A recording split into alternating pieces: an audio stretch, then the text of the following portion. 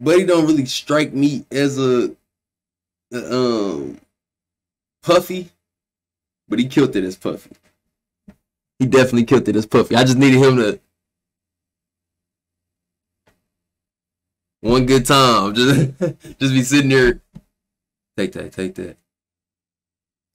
As he has a daughter to take care of. This would then lead to him going right back to selling crack, which would, as he has dazed, dismembered, disoriented, Shaq at the free throw line, a nigga that lost his lunch money. Well, I said so I fucked up. Ooh, I want to fire this nigga up a little bit more, but I can't think of nothing. He look like he ready to burn a building down and fight you while he got your girlfriend tied up to a chair. But he don't look like Tupac. Nah, that nigga Anthony Mackie ain't do Pac no justice. That nigga head, it's really, bro, it's just this. This nigga cranium look beat the fuck up, but somehow he looks, it works for this nigga. So that's why. Smoking Zai, drinking gin. We them niggas from the creek and we gon' fucking win. Smoking Zai, drinking gin. We them niggas from the creek and we gon' fucking win again. This nigga always start off so quick. Notorious B.I.G. The Notorious movie in 11 minutes by Gunna Boy. Him being fat, black, and ugly. He's so fat, black, and ugly. It also doesn't help that his father was never in his life. He would show up at his mother's doorstep just to tell her that he has no intentions of raising him. This would then inspire Chris to write his very first rap about how his father's a piece of crap. This song was ass. He was sitting there jotting that shit down. I thought he was about to come with some fire. I was going to say, okay, they wrote some stuff up for him when he was little. No. That nigga's trash. Bars. But he wouldn't have time to finish writing the song, as he'll see two kids walk past him with Cuban links, fresh white forces, and dirty Chuck Taylors.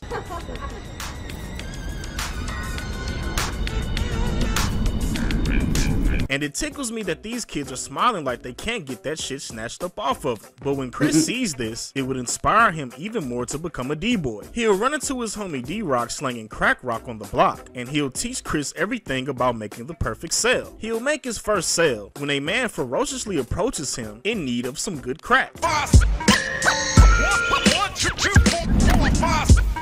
D-Rock would also teach him the amazing payphone method, which is in real life, that nigga definitely robbed him. That's what that little extra heads up was.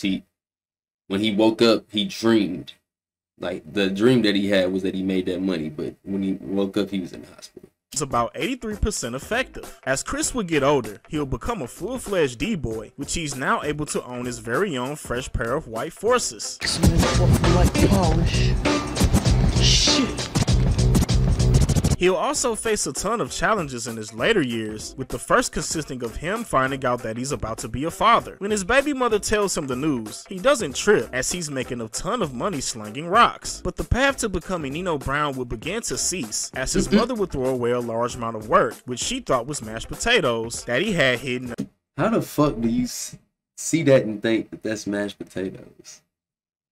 When the fuck was the last time you made some mashed potatoes? Like, how did you get that assumption? Under his bed. Plates of mashed potatoes you leave under your bed. Where's the plate? I threw it in the trash. It was disgusting. When Chris would tell her that the substance wasn't mashed potatoes, she'll kick him out the house. Now on his own, he'll fully begin the life of a D-boy with no moral compass. He'll sell his crack to anyone willing to buy, with one of his main customers being a pregnant woman. Yo, you saying crack to someone who's pregnant? Fuck a pregnant bitch. I ain't getting this game to be no social worker. He'll then become so good at selling work that he'll have his own mini organization with a couple of guys selling for him. But as we know, most good things come to an end, and Chris would now find himself in jail, where he would spend his free time writing raps and growing a beard. Now, I don't know about y'all, but I can't imagine this guy with a beard. But based off this film, he did have one at some point in time. When he gets released from jail, he'll start to take music more serious. As I think they just did that because Buddy could grow a beard fast.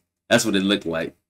It looked like he just grew that motherfucker out and they was like, no, we can use it. Let's use that before he shaves it off. Like, I definitely, nah. It don't even look like he ever had a mustache before. Like, Big just don't seem like the facial hair type motherfucker. One at some point in time. When he gets released from jail, he'll start to take music more serious, as he won't be able to support his young daughter locked up. He'll record a demo, and here's where we'll also learn his rap name, which is Biggie Smalls, aka Biggie, aka the Notorious B.I.G. What'd you say at the beginning of your rhyme? B.I.G.? Biggie Smalls. Biggie Smalls, huh? Let's do it again, nigga. His demo tape would then make its way to future entrepreneur Sean Puffy Combs, also known as Puff Daddy, later known as Piss Pitty P. Diddy. You'll quickly find out that he's a very animated character. You can throw me butt naked in the jungle and I'll come out with a chinchilla coat, a leopard hat, 10 pounds heavier for eating them niggas. But although he may seem to be off that work, he's motivated and determined to take himself and Chris to the next level. But before he'll become the dopest rapper in the game, he'll run into Kimberly Jones, and what seems like before he worked, he's Buddy don't really strike me as a Puffy, but he killed it as Puffy. He definitely killed it as Puffy. I just needed him to one good time, just be sitting there. Take that. Motivated and determined to take himself and Chris to the next level. But before he'll become the dopest rapper in the game, he'll run into Kimberly Jones, and what seems like a wholesome game of flirting quickly turns into a very intense smash session. Of course, I can't play the scene here, but I must mention at some point during their session, she'll make an extremely bizarre suggestion. Oh, damn. I want you to get on top of me, Big. The reason too is why this is bizarre is because little Kimberly is 4'11" and weighs about $110, and Biggie's coming in at about 6'1", 300 plus pounds. Maybe she has a fetish for being crushed by fat niggas during sex. Hey man, everybody got their own thing, you know? But after he smashes Kimberly, he'll quickly become subject to a dilemma between the street life and his music career. He'll notice that the rap money isn't coming in fast enough, as he has a daughter to take care of. This would then lead to him going right back to selling crack, which would, as he has dazed, dismembered, disoriented, Shaq at the free throw line, a nigga that lost his lunch money. Well, I said so I fucked up. Ooh, I want to fire this nigga up a little bit more, but I can't think of nothing. Let's go. As a daughter to take care of. This would then lead to him going right back to selling crack, which would lead to him being in a dire situation. One day when him and his homie D-Rock were on the block, police would chase them down, leading to them both being interrogated. During their chase, Big would ditch his gun, which would later be in possession of the police. When police would inform D-Rock and Biggie that they found the weapon, they then asked who does the weapon belong to. Although the gun belonged to Big, D-Rock would confess to the cops that the gun was his. Put my socks on first, motherfucker. The reason why he did this was because he sees the potential in Biggie and he wants him to pursue his rap career and quit the drug game for good. In other words, D-Rock is a straight up real one. Like, bro, if it wasn't for this man, it's safe to say that this dude's music never would have came out. D-Rock taking the charge for him would really motivate him to put all of his energy into the music. He'll link back up with Puff and they'll begin to work on music. He'll also begin to rock out shows, which leads to him getting a taste of stardom when he'll meet Tupac for the first time. Saw Tupac about 20 times in Juice. Now here I was walking into a party with him. He'll notice the attention Pac gets from women and his peers, and he'll continue to focus on his newfound career path. As he's working on his debut album, Puff will come to him with a record that he knows would be a hit. At first, Biggie isn't feeling the sample of the track, which is Entombed's Juicy Fruit. This is gonna be like soul music. If I spit this, nigga's gonna be left for that. But after he gets ferociously domed up by two baddies, he'll knock out the track and records his very first hit record called Juicy. It was all a dream. I used to read Word Up magazine. Saw him pep. That nigga voice was not hitting hard enough to be on Juicy. Heavy D up in the limousine. From here, he'll do nothing but skyrocket to mainstream success. But just as he would state in one of his later hits, the more money that will come to him, the more problems he would face. The first main problem would be issues with his new wife, Faith Evans. He'll struggle with his infidelity issues with his other baby's mother, and he'll even have a falling out with little Kimberly, which she is also now a recording artist. But none of these problems will top the inevitable beef he would have with Tupac. One night at Quad Studios, Pac would be ambushed and shot 5 times. He would ultimately come to the conclusion that Biggie set him up. Anthony Mackie ain't a bad selection for Tupac. He just ain't a great one either. Which one of y'all set me up? Which one of y'all right here, motherfucker, what? When it could have been anyone he was beefing with at the time, because he was surely getting into it with a lot of strange characters. He looked more like Sticky Fingers than he looked like that nigga would be a great fucking Sticky Fingers. But not Pac. Look at that nigga. He looked just like Sticky Fingers. He looked like he ready to burn a building down and fight you while he got your girlfriend tied up to a chair. But he don't look like Tupac. That was Pac. A revolutionary 1 minute, a thug life motherfucker the next. Ask 10 people who Pac is and you get 10 different answers. But he was all that and more. And sometimes, he was just someone who liked to fuck with you. Yeah, and apparently he fucked with the wrong people. But after he would get shot 5 times, he'll then get locked up on a sexual assault charge. But after he would Am I taxing it? I could be taxing it. I don't know. I don't really think that.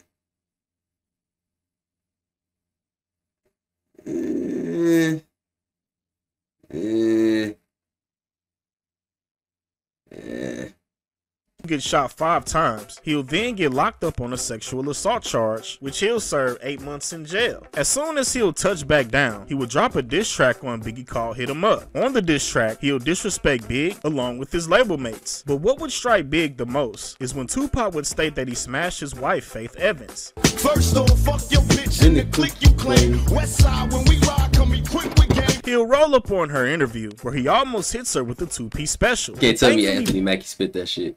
You can't.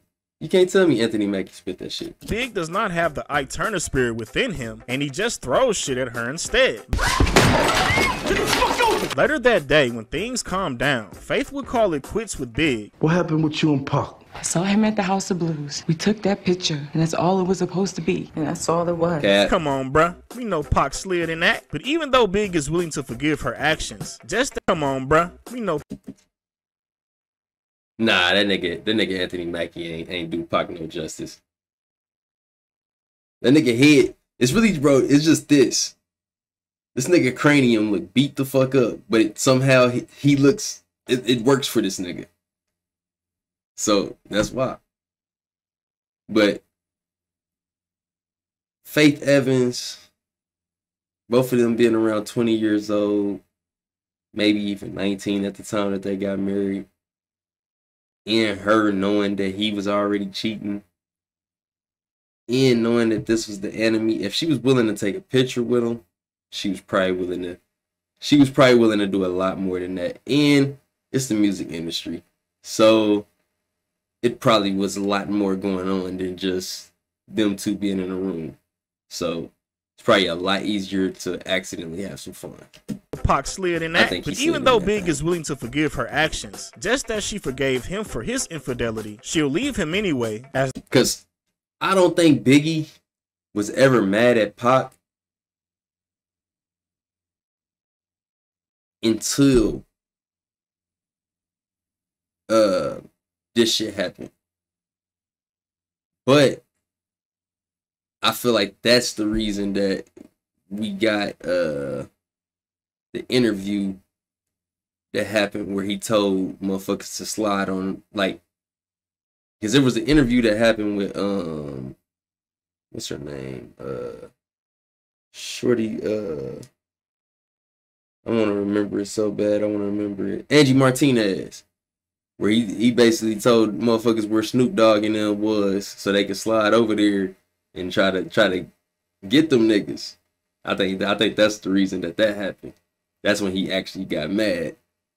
Cause he knew their that shit was relationship true. is just too rocky. His beef with Pac would escalate even more when Big would go perform in Sacramento. The crowd would boo him, as Tupac and Biggie's beef also birthed the infamous East Coast West Coast beef, with Biggie representing the East and Pac representing the West, even though he's not from the West. Must have been one of that boy's many personalities Big was talking about. Ask 10 people who Pac is and you get 10 different answers. But while Big is performing, he'll stop his set to inform the audience that a track called Who Shot Ya, which came out after Pac was shot, was supposedly a diss track towards Pac in the public eye. Big would tell the audience that the track was recorded before Pac was shot, and it wasn't about him at all. What's funny about this scene is that Puff is telling Big not to perform the track, as it would add more attention to their beef.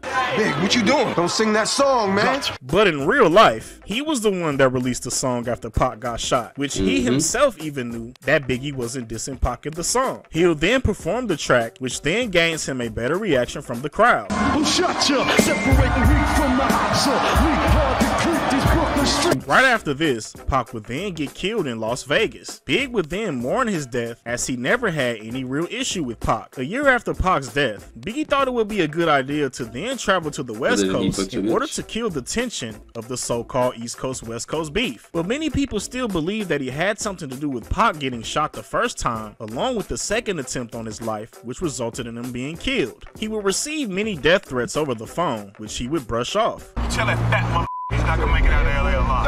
You motherfucker. We ain't hiding. I guess he thought that them boys wasn't gonna slide. The very next day in LA, he'll call all the women in his life to inform them that things are going amazing for him and that he loves them all. He'll then go promote his album at an event hosted by Vibe magazine. The party would then shut down as the place was becoming overcrowded. When Big would leave the party with his entourage, he'll meet the same fate just as Tupac. Actually, I used to think that when I was watching this, back when it first came out and shit, and like around that time, I used to think he looked like Biggie, but the more I be looking at him and stuff, he really don't look like Biggie, man. I don't know what his mama was talking about when she said that was the person that needed to play him. Nah, the one from Unsolved damn near looked way more like Biggie.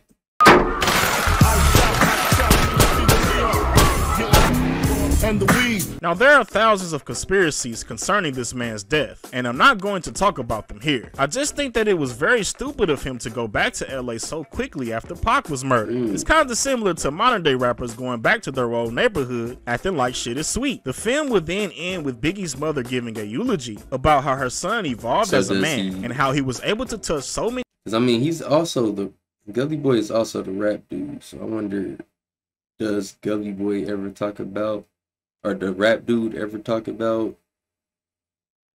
that conspiracy? People with the power of his music. All in all, the boy went before his time, and he had a lot more to offer the rap world. Nah, but on some real shit, this was a really great movie. But just like a lot of these biopics, there's a ton of inaccuracies, and I'm pretty sure there's over a dozen in this film alone. But when you get past that, the film is really enjoyable. The actors are phenomenal, and the rap performances are also top-notch. Jamal Woolard and Natari Naughton absolutely killed it as Biggie and Lil' Kim. And Anthony Mackie was a way better Pac than that other fellow. I can honestly say that I have no real issue with this film. And that's the part that niggas don't talk about. This nigga as Pac, that's what I'm saying. He don't look like Pac, but he did a great fucking job as Pac. He just ain't Pac. This nigga definitely ain't Pac. This is an angry black man that kind of look like Pac. Other fellow. I can honestly say that I have no real issue with this film, and I would go as far to stamp it as a hood classic. But with all that being said, check this one out if you haven't already, and I'm gonna catch you guys on the next video. Now I'm kind of curious. What the fuck?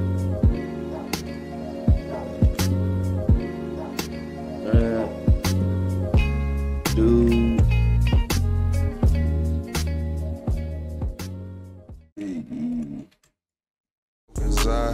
Drinking gin, we them niggas from the creek and we gon' fucking win. Smoking